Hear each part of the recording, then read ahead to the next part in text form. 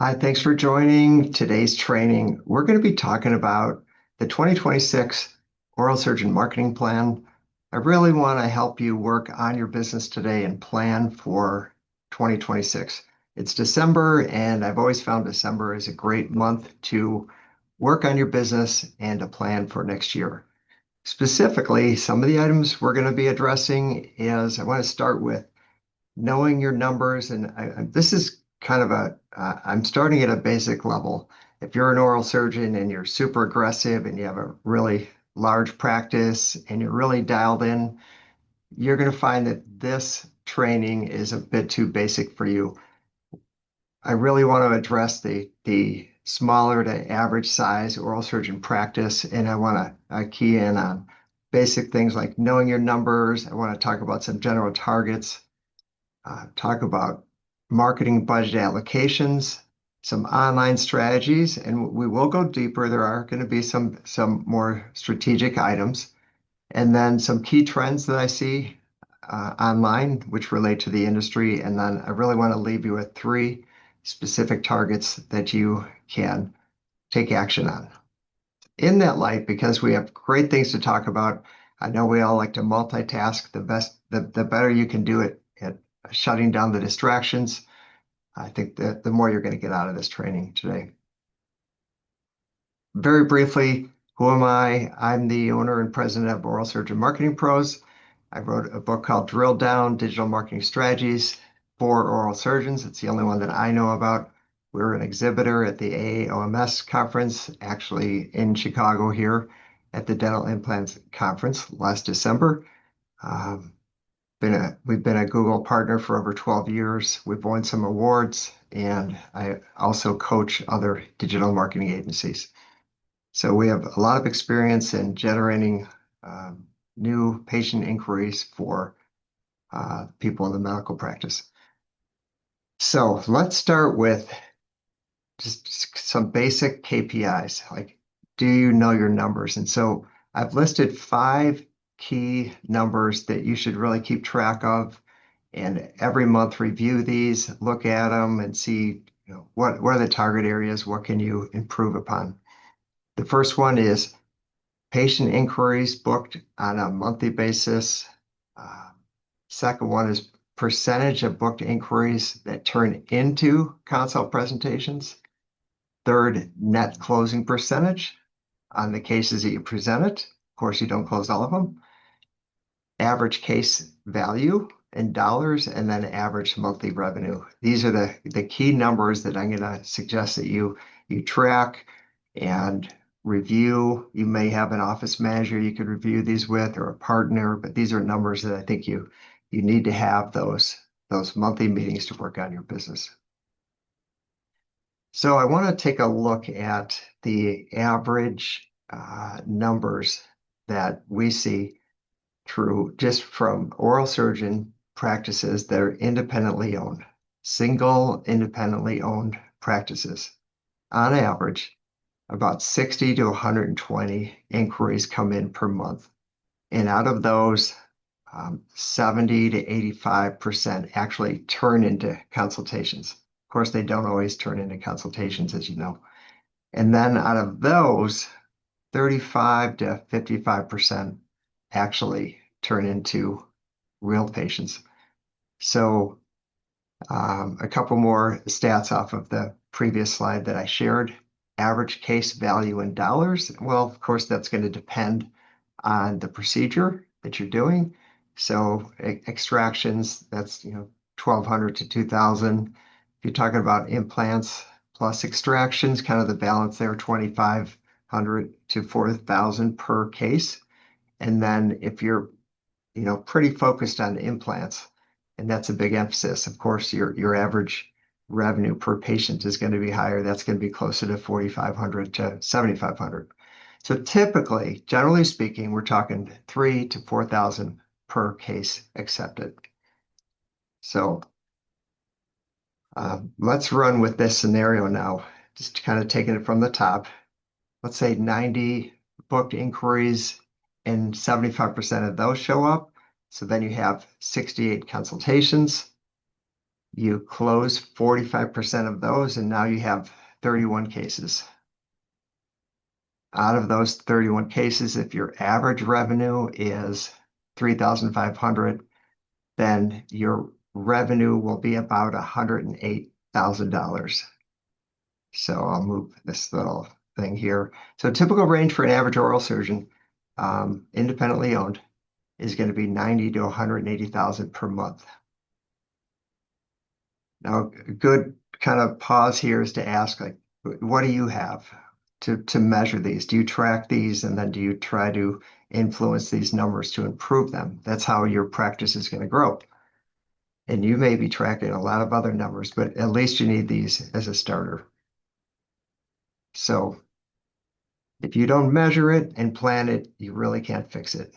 If you're just kind of hoping, if you're guessing replaces growth when reporting and planning are missing. So we don't want to guess. We don't want to just kind of hope what's going to happen with your practice. We want to steer it and measure these numbers and plan ahead and implement a strategy. And that's what I'm hoping we're going to do today. So better reporting and planning will lead to better outcomes in 2026. So the big question often is, how do we increase patient inquiries? Well, there's a lot of ways that happens. I want to start with three main areas.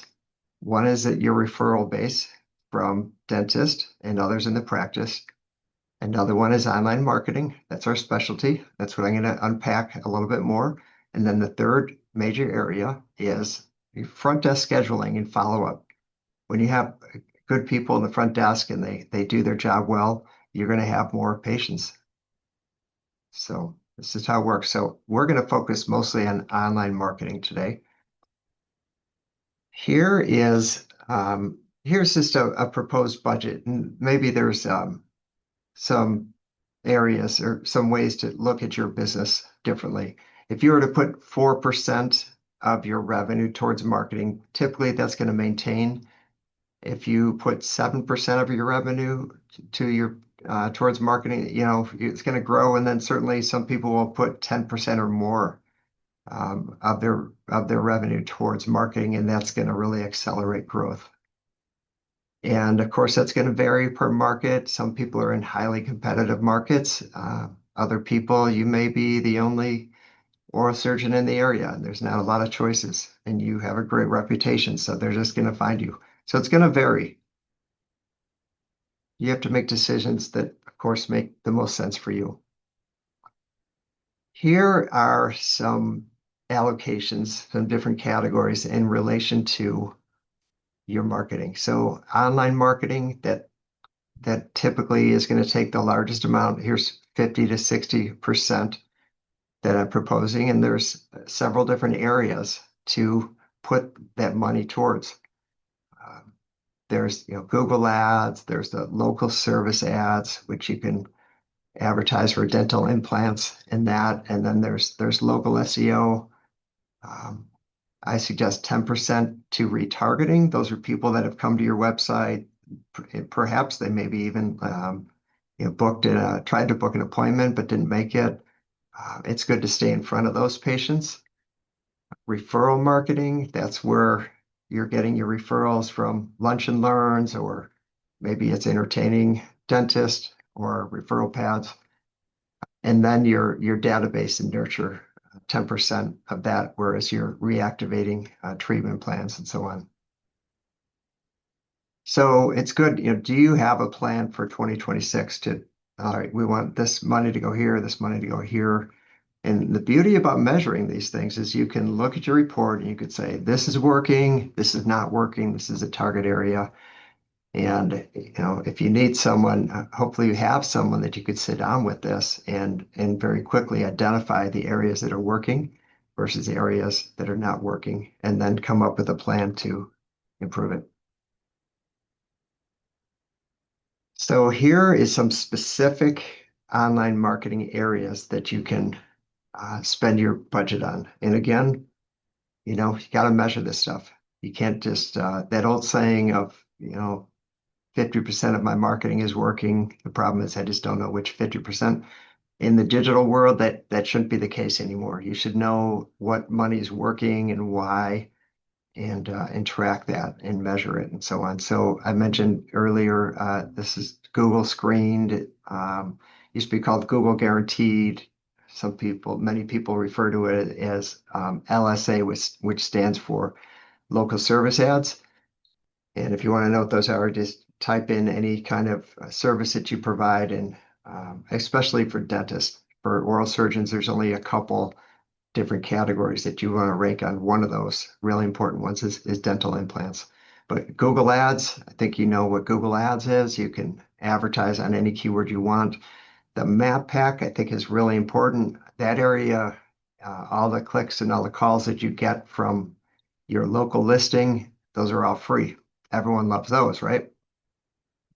And then you have your organic area, which is going to be lower down. So in competitive markets, what you'll see is the growing oral surgeon practices, they're going to be visible on all four channels. They're going to have a great online presence on the first page. And of course, if you're in a populated area and you have a presence on all four, of course you're going to grow, assuming you have a good online reputation. So here's some areas that you should consider. Do you have a fast loading website? Uh, and is it set up for mobile conversions? Probably half of your traffic, sometimes more, is coming not from a desktop like perhaps you and I are sitting on now, but it's coming from a mobile phone. So you need to look at your mobile phone presence. How does your website interact with mobile? This is an often overlooked area. And then do you have those authority symbols? As you know, not everyone knows who to trust when they're shopping for an oral surgeon. They often will trust their dentist, but they're still looking you up. And so you need those authority signals and indicators on your website and on your online presence. And speaking of that, do you have a lot of customer reviews, patient reviews? What does your online presence look like? Yeah, I guarantee you, even though their dentist may refer them to you, they're still checking you out. The last thing anyone wants to do is actually go to any service that has a bad online presence, because all we have to do is check it. It only takes a couple minutes to check. I do encourage owners to incentivize their staff to get reviews. The reviews are just so important. They really, 90% of patients and consumers are checking reviews before they're spending money. So it's really important. You never, ever, ever want to, and don't ever incentivize a patient. That's against the rules. And that's not what I'm proposing. I'm just trying to create a culture within your practice to get lots of customer reviews. So if you want to go deeper, which I think you should, but you have to walk before you can run. It's really important that you track the cost per consult, and then track your acceptance rate, how many of those that you present actually go forward with the work, and then really dial in on your marketing spend. You really need to track that to steer the results that you're after. Otherwise, you're just, wasting money. So some more going deeper ideas for you. Dental implants, it's the most sought after keyword in the industry, and you need to emphasize that. It could be emphasized with local service ads, with your Google listing, with Google ads, and so on. You could build out procedure pages for all of your procedures, and you could even do that on a per city basis. You could earn authority through links from medical directories or local news. And then you track these. You don't want to just track like whip clicks and website visits. You really want to go deeper and track how many are coming in, how many are converting, how much money did you spend, and so on. All right, so here's some key trends that I see happening more and more, not only in the oral surgeon practice, but everywhere. So there's more of a shift from phone conversion to sort of online conversion, whether that's email, SMS, and chat. And one of the things we have to be aware of is A lot of people in the United States nowadays, when they need groceries, they're pulling out their phone and they're hitting some buttons, and Instacart or DoorDash or whoever it is showing up with um, with groceries at their door. If you need a taxi or a cab, you just pull out your phone and you pull up Lyft or Uber, and hopefully within a few minutes, someone's there to drive you to where you want to go. And so the world's really changed. And so the more that we can automate and lean into this technology, it's going to fit into our patients' patterns. And sometimes even if you just capture sort of the information and then your office follows up, if you lean into that technology, you can get more patients coming in. More authentic videos, I'll mention that, and then I'll mention how AI is influencing the industry. So AI really is faster.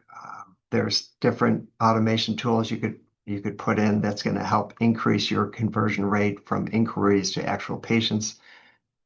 Um, Fewer people are allowing patients to go to, an answering service. Um, there's automation that you could have that you will get a notification right away. Of course, if you've done surgery on someone, someone needs to be available. But tying all that into AI um, it's really becoming more and more. And the last one I have here, more and more people are using things like ChatGPT and the many other ones, Claude, Perplexity, Gemini, to ask questions like, who's the best oral surgeon in my city? Or who are the top three oral surgeons within a 15-mile radius? And then AI or these tools are identifying those and helping people shop. And so in the past, certainly people went to Google for this information, but Google is losing um, searches, and people are leaning into the number one is Chat GPT. They have the most users. And so if you're wanting to grow, it's really good to pay attention to where you're showing up in that world. Two-way texting, I mean, we live in a world that for what the past like 12 years, there's been more texting than phone calls. I think actually 15 years. People prefer texting. So it helps reduce no-shows. It confirms appointments. I think most everyone is just for almost any important appointment, you're getting a text to confirm that you're going to show up, even that you filled out the forms ahead of time before you show up to save time, and so on. Online scheduling, boy, the more you can lean into this with online calendars. And a lot of times, again, as I mentioned, you could just capture their information, then you could have the office call to get more information to see if the time that they picked fits, and then kind of move and rearrange the schedule from there. But at least you capture their information so they don't just jump from one practice to another practice. So authentic videos in the world of AI, there's a whole lot of content that can be created with artificial intelligence, endless blogs and endless topics and services and categories. But one thing that can't be faked is authentic videos. And they don't need to be perfect, but I encourage you to have on your website what the patient should expect when they come in. They walk through the door. Do they see a front desk where there's someone waiting for them? There's not a lot of clutter there. They're smiling. They're receptive to someone coming to the desk and approaching them. And then to show yourself walking down the hall, perhaps with someone on your team where you're discussing or smiling. Show what a consultation would look like. And then would also encourage you to interview your team, to create a short video, to have them introduce themselves and what they do and why they're passionate about their job. And when people see this, they're like, okay, I trust these people. These are real people. And again, it doesn't have to be a perfect video. You don't need to hire like some big studio to come in to do this. This is very doable.